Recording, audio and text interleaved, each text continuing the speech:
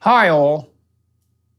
It is, of course, completely presumptuous of me to dare to write and broadcast a video entitled Message to the Christian Churches, but I'm going to do it anyway because I have something to say and because that something needs to be said. I've been speaking to and watching and listening to audiences all over the Western world for the past 4 years, in person and in virtual form, and have learned a few things in consequence.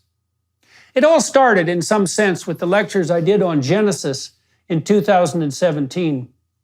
My family and I took a risk and rented out a theater in Toronto on the off chance that there might be an audience for what might be described as a psychological approach to our ancient stories. And lo and behold, and miracle of miracles, there was. I completed 15 or so lectures walking through the first biblical book, sold out the theater, and attracted, surprisingly, millions of viewers, Christians, Jews, Muslims, and atheists. And most of the people who attended live, and the majority of those who watched online, were young men. That is not a phenomenon that can be easily accounted for. But let me try.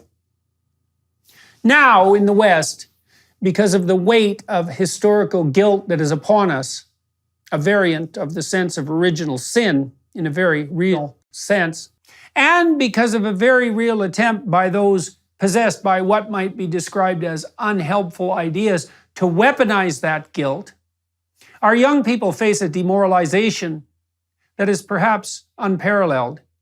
This is particularly true of young men, although anything that devastates young men will eventually do the same to young women. And that, in this era of antinatalism and equally reprehensible nihilism, is precisely the point. When they are children, boys are hectored for their toy preferences, which often include toy weapons such as guns, and their more boisterous playing style, as boys require active rough and tumble play, even more than girls, for whom it is also a necessity. When in grade school, boys are admonished, shamed, and controlled in a very similar manner by those who think that play is unnecessary, particularly if it's competitive, and who value a docile, harmless obedience above all. Shades of Dolores Umbridge. Following all that, because that's not enough, even when pursued assiduously for total demoralization, is the inculcation of an extremely damaging ideology, which essentially consists of 3 accusations. Number 1, human culture, particularly in the West, is best construed as an oppressive patriarchy, motivated by the desire, willingness, and ability to use power, defined as the compulsion of others against their will, to attain what are purely selfish and self-serving ends. This is true at every level of analysis. Marriage is akin to slavery, friendship to exploitation, political disagreement to war, and business arrangements to deception and theft. And this is true not only of the current social arrangements that characterize our culture, particularly in the West, but also the fundamental reality of history itself. Accusation number 2. Human activity, particularly that undertaken in the West, is fundamentally a planet-despoiling enterprise. The human race is a threat to the ecological utopia that existed before us and that could hypothetically exist in our absence. We might well be construed even as a cancer that threatens the very viability of the complex systems that make up the ecosystem of the earth that shelters and supports us. We are facing a Malthusian catastrophe of overpopulation and biosphere degradation. And we have to place extreme limits on our wants, even our needs, so that survival itself, even in a much reduced form, can be guaranteed. Accusation number 3. The prime contributor both to the tyranny that makes up the oppressive patriarchy and structures all of our social interactions, past and present, And the unforgivable despoiling of our beloved Mother Earth is damnable male ambition, competitive and dominating, power-mad, selfish, exploitative, raping and pillaging. You might think that I'm overstating the case. Think again, sunshine. We in the West are facing an all-out assault at the deepest levels on what that old joker Jacques Derrida deemed the phallogocentric conceptual structure of civilization itself. To take that apart, that's a society centered on the encouraging, adventurous, masculine spirit, and that privileges that hated word of all things, the divine logos. And what should we worship and celebrate properly other than that? Deconstructionists, the words of that mass murderer Karl Marx? And it is precisely those young men who are deeply conscientious, capable of guilt and regret, who have come to believe in pain that every deep impulse that moves them out into the world for the adventure of their life, even that impulse drawing them to women, is nothing but the manifestation of a spirit that is essentially satanic in nature. This is not only wrong theologically, morally, psychologically, practically, and scientifically. It is literally anti-true. It's not a mere misstatement about the nature of reality, a minor conceptual error, but something that literally could not be farther from the truth.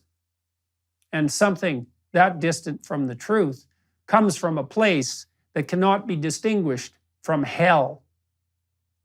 The Christian church is there to remind people, young men included, and perhaps even first and foremost, that they have a woman to find, a garden to walk in, a family to nurture, an ark to build, a land to conquer, a ladder to heaven to build, and the utter terrible catastrophe of life to face stalwartly in truth, devoted to love, and without fear. Invite the young men back. Say, literally, to those young men, you are welcome here. If no one else wants what you have to offer, we do. We want to call you to the highest purpose of your life. We want your time and energy and effort and your will and your goodwill. We want to work with you to make things better, to produce life more abundant for you and for your wife and children and for your community and your country and the world. And we have our problems in the Christian church. We are moribund and sometimes, far too often, corrupt, and sometimes deeply so. We are outdated, as are all institutions with their roots in the dead, but still often wise past. So join us. We'll help fix you up, and you can help fix us up. And together, we'll aim up. And here's a message to those young men skeptical about such things. What else do you have? You can abandon the churches in your cynicism and disbelief. You can say to yourself, narcissistically and solipsistically, the church does not express what I believe properly. Who cares what you believe? Why is this about you? Do you even want it to be about you? What if it was about others? What if it was about your duty to the past and to the broader community that surrounds you in the present? What if it was incumbent upon you and vital to your health and willingness even to live, to rescue your dead father from the belly of the beast, where he has always resided, and to restore him to life? Once again, to the churches, Protestant, you're the worst at the moment. Catholic, Orthodox. Invite young men. Put up a billboard. Say, young men are welcome here. Print some flyers and put them in a box by the billboard. Signal the existence of those flyers with an arrow with the words, more information about attending here. Tell those who have never been in a church exactly what to do, how to dress, when to show up, who to contact, and most importantly, what they can do. Ask more, not less, of those you are inviting. Ask more of them than anyone ever has. Remind them who they are in the deepest sense and help them become that. Your churches, for God's sake. Quit fighting for social justice. Quit saving the bloody planet. Attend to some souls. That's what you're supposed to do. That's your holy duty. Do it now, before it's too late. And the hour is nigh.